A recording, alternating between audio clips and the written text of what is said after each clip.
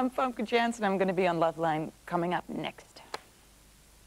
LoveLine is meant for an adult audience. LoveLine may contain sexually oriented content. LoveLine. Viewer discretion advised.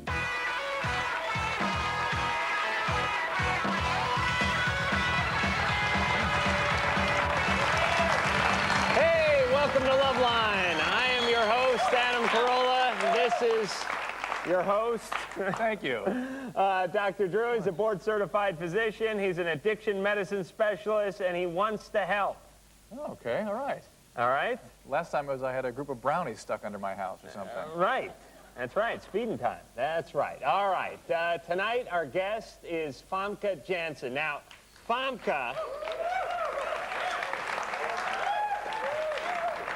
I don't know how many of you saw the James Bond Goldeneye, but Famke was the sort of evil temptress who tried to squeeze Pierce to death through the, with the, like a, what's that thing Suzanne Summers pedals? Thighmaster, yes. Tried to, and he got paid for this work. That was not a stunt man in between those thighs either. So very excited to talk to her tonight. Also, as per usual, we'll be talking to lovely Chris McGaha.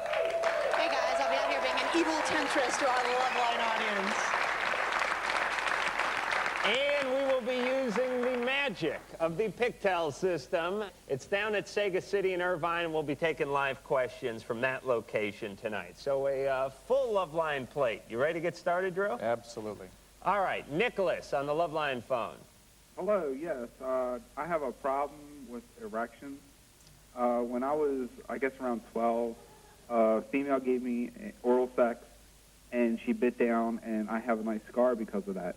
And I was wondering if I think I have an impotency problem. I've been to the doctors because of it. He says there's nothing physically wrong with me.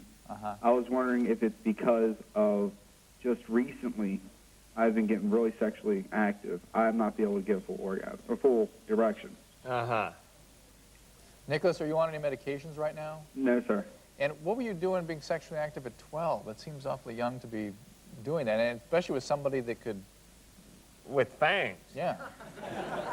Well, no, what the thing was we were both curious on that subject, so we just tried it out. Why did she bite down? I was wearing a condom.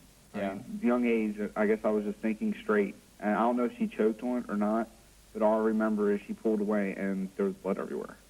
Oh, my goodness. See, this is, let me tell you how the human psyche works, Drew. He's emotionally scarred. It's like the people who almost drown when they're 3 or 4 years old, and now they're frightened to get near the pool again. Right, right. I mean, that makes some sense. Yeah. Well, now, recently, I have a girlfriend. I love her to death, but every time she gets close to me, it's like, just recently I'm having flashbacks to this. And it's really starting to bother me, and every time she gets that close to me, I push her away. And I hurt her feelings, and I don't want to hurt her feelings. Well, they need, they need some sort of super Kevlar condom, like those guys that wear those mesh shark suits down in case something grabs hold. What, like a layer of latex, layer of reinforced steel, layer of latex? No, I mean, Nicholas, Right. it is not What? out of context that you'd have same anxiety after having an experience like that. It's kind of peculiar that it was submerged for so long and that only now has it become an issue. Well, I've always had problems with impotency, with erection. But you've been checked out and been told that it's not a medical issue right now. Is that right? Yes. So it clearly is something psychological, and it's certainly understandable after the trauma you've been through. If this is bothering you, why don't you get some help on that? Well, I have a real hard time. I mean, nobody can see me. Nobody knows who I am. I just have a real hard time talking to people about this. But how about seeing a therapist or somebody who can sit with you behind a closed door? Someone who's paid not to laugh. That's what really therapists are. They're people you pay $90 an hour not to laugh when you tell them your embarrassing problem. I mean, they laugh as soon as you leave, but for that 50 minutes, there's no chuckling. And it may be a true post-traumatic stress phenomenon. I mean, there may be medication that somebody can help you through this with. But it's obviously bothering you a lot. It's not something certainly we could change in any way by talking to you a few minutes on the television like this. But I think you're one good Hummer away from being over this. Well, but Drew, come on. It's possible that you could overcome this, yeah. Yeah. Don't you think so? It's possible, absolutely. that if he were able to find a way to decrease his anxiety sufficiently that you could get through this, yeah, you might be all right. All right, so, Nicholas, this is something we cannot answer other than telling you to go work this out, much like any other trauma you've suffered in your life. Get I back mean, on if you the were horse. abused in some way, whatever it is, No, I mean, also, you I mean, this- settle it, and then you can get on with your life. Or start dating the elderly. They can take their teeth out before there's any sort of oral action there.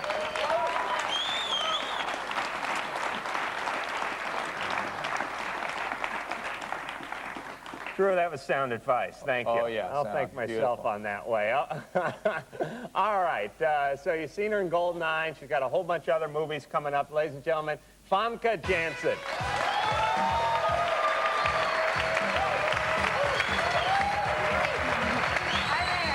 Hello. You're a lot of vixen, I got to tell you. What are you, 6 foot? Almost 5'11" Uh-huh. on a good day.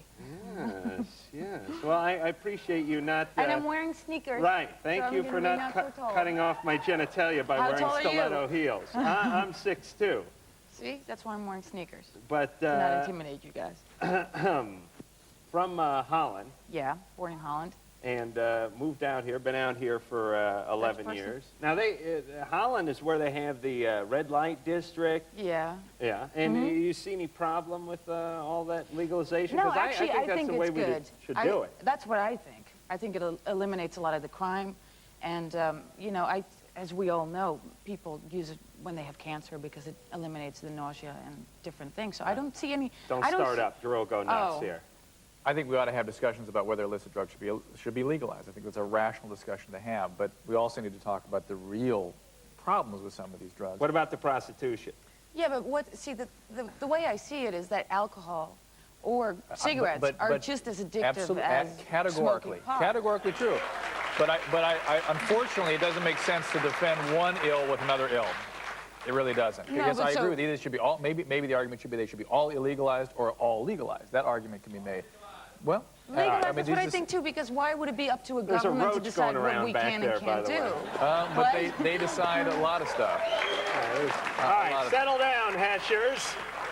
All right, we'll get into this later. We'll get into the City of Industry Yeah. and all the other movies. City of Industry is a movie that's coming out. And the one with short- the big octopus. Yes, Deep Rising. And we'll get into all that, but you help us with some of these calls first, all right? Right.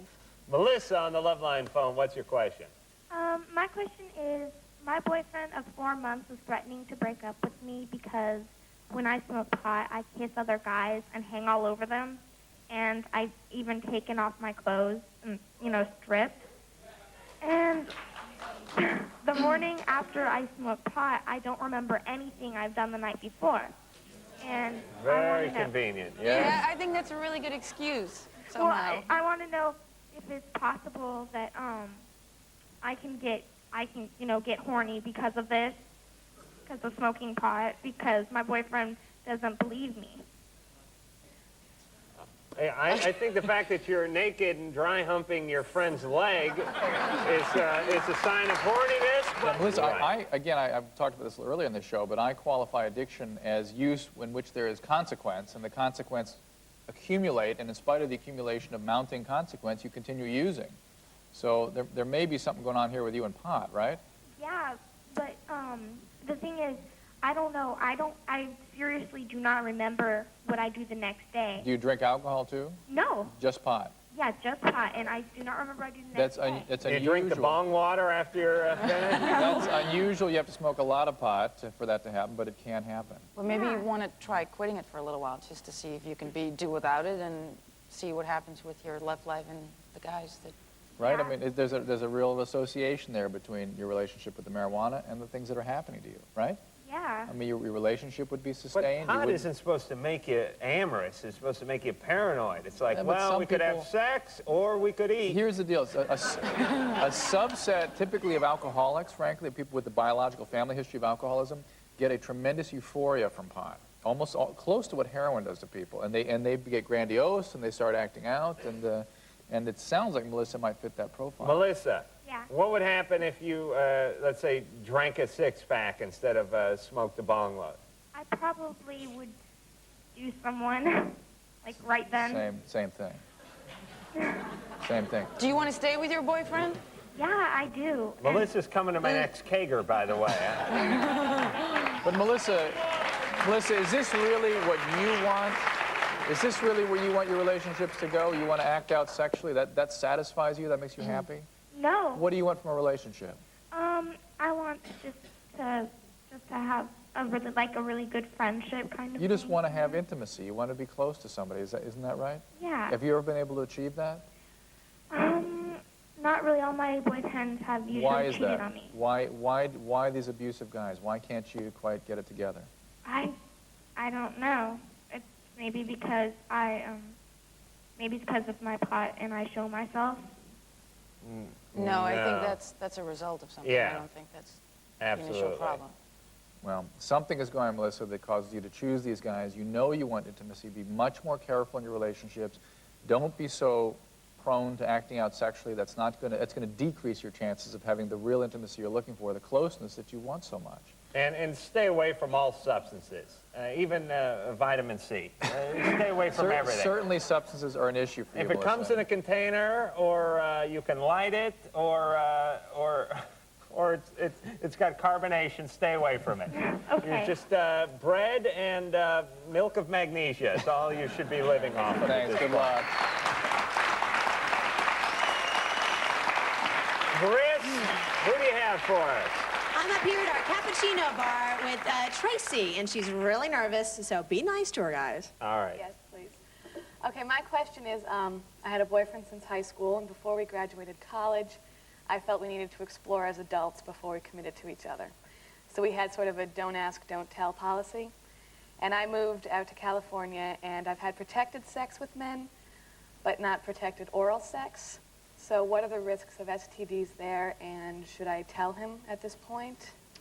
What about the don't tell part of the don't ask policy? Right. I mean, you guys have understood that these kinds of things could happen, right? Right. So. I think that's part of the deal you guys Yeah, have I would struck. say.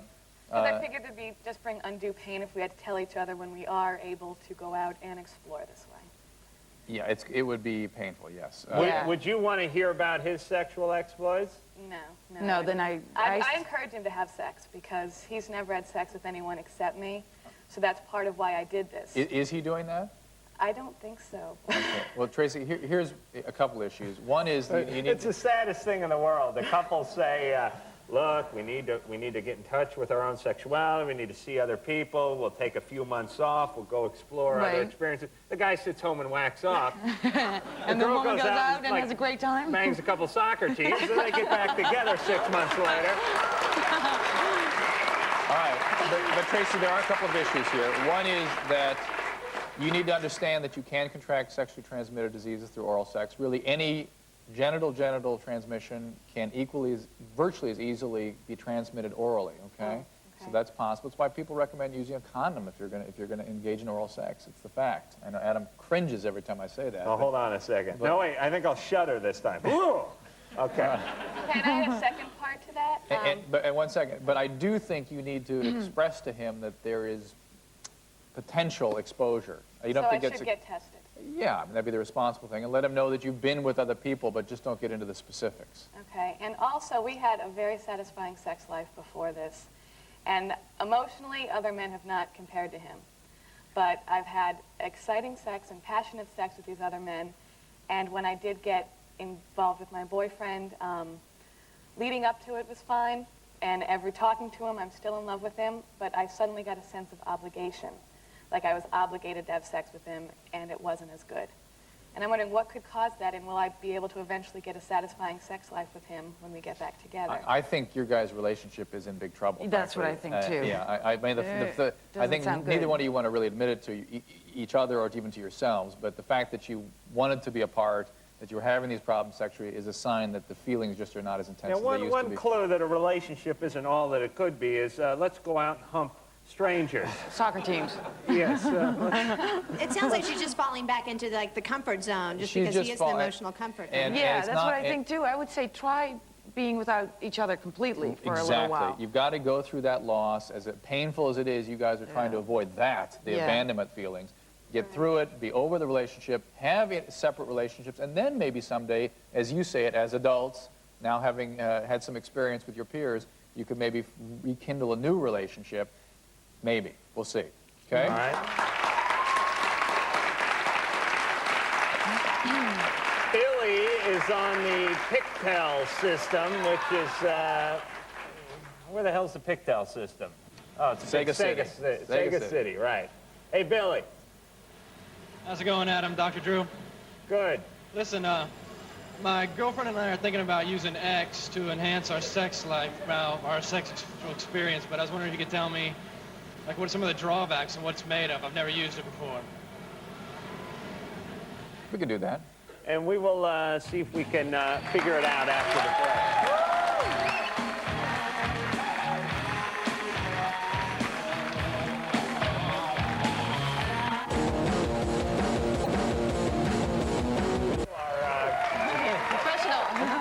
He is quite a rambler, this Drew. All right. When we left off, we were speaking of Billy via the Pictel system, and Billy had a question about ecstasy. Want to know if it was what was in it, or What it can do to you. What it can do to you. Billy, do you guys use other substances? No, this is my first time with anything. Okay. Ecstasy is an amphetamine that's been altered in such a way as to give it hallucinogenic property. It's MDMA. And it's a drug that, as we learn more about it, it looks scarier and scarier all the time. Strangely, somehow the folklore about this drug is that it will drain the fluid from your spinal column, which in fact is a story that grew out of the fact that the researchers who were studying this drug used to draw the fluid out of the spinal cord to study it, and somehow that got distorted into draining fluid out of your spine. And in fact, the actual biological effects are much worse. I've seen chronic... Wait a minute. Yes. Getting fluid drawn out of your spine is a bad That's thing, about right? as bad as it There's can nothing necessarily damaging about that. There isn't? Not necessarily. Let me take some fluid out of your spine, smart guy. As if you knew how. I can figure it out. Give me a big enough hose and Mr. I'll Carpenter. It has been one of the few hallucinogenic drugs, one of the few drugs, in fact, that it's been shown conclusively to cause anatomic disruption of the brain. After relatively low levels of exposure, people get mood disturbances, they get paranoid.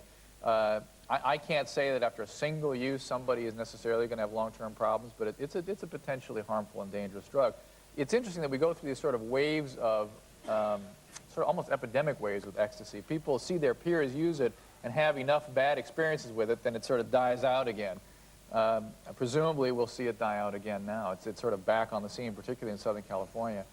Be very careful, okay?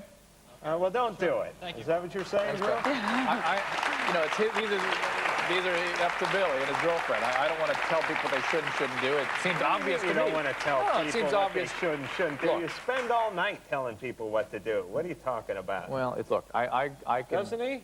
I don't know about that. I don't want to get involved. You hate him, don't you?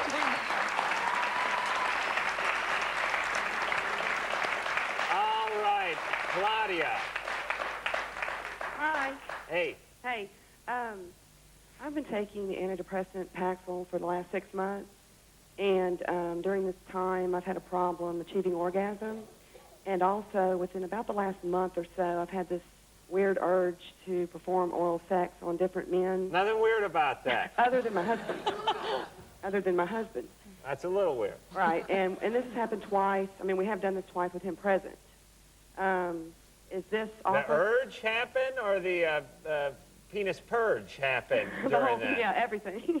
Everything happened in front of your husband? Right, and he says he got turned on by it.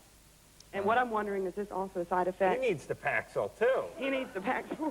You need to let, like, a Paxil fogger off in the apartment so that everyone could get some of the Paxil. She pleasured a guy orally in front of the husband. Yeah. The husband enjoyed that. Yeah, which I say we avoid the bizarre relationship she's in here and talk about her and the Paxil. See, I was going to suggest we concentrate on the Hummers and avoid the pharmacological end of the question.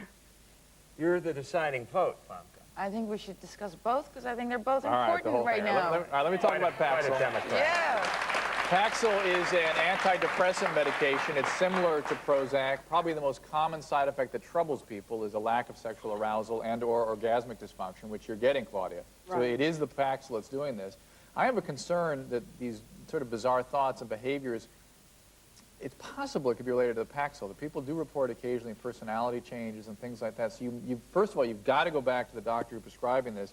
If it's not a psychiatrist who's prescribing it, consult with a psychiatrist because the situation is getting kind of out of hand.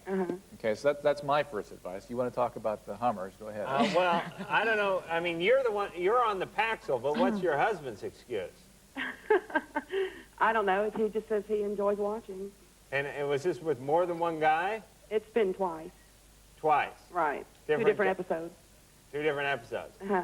And who are these guys? Yeah, where Because do you I would get have them? a difficult time concentrating with hubby hovering like a mother hen nearby. I mean, could you imagine?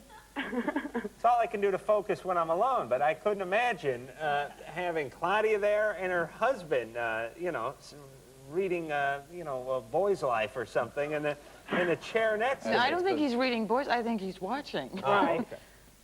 All right, and all right, so who are these guys, friends?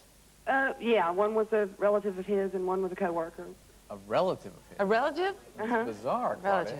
Is that bizarre? Yeah. Earth to Claudia.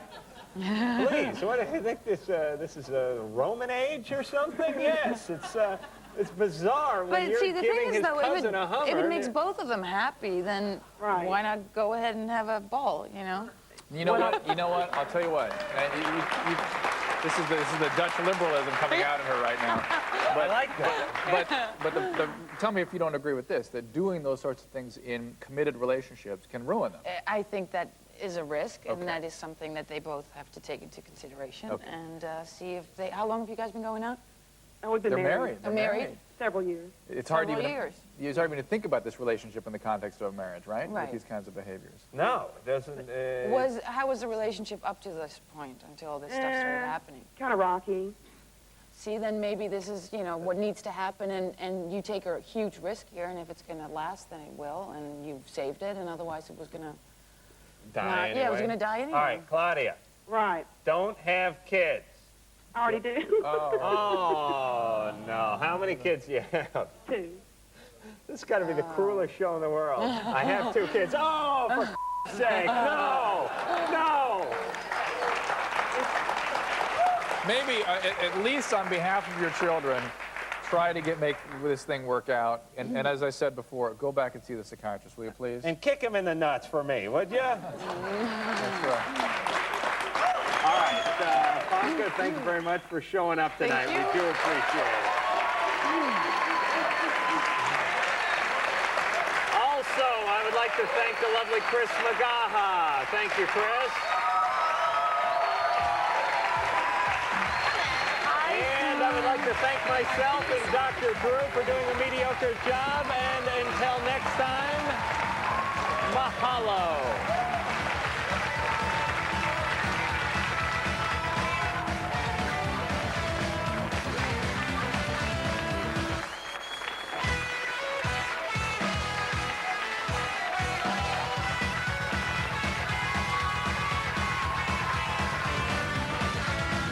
LoveLine is a Stone Stanley production.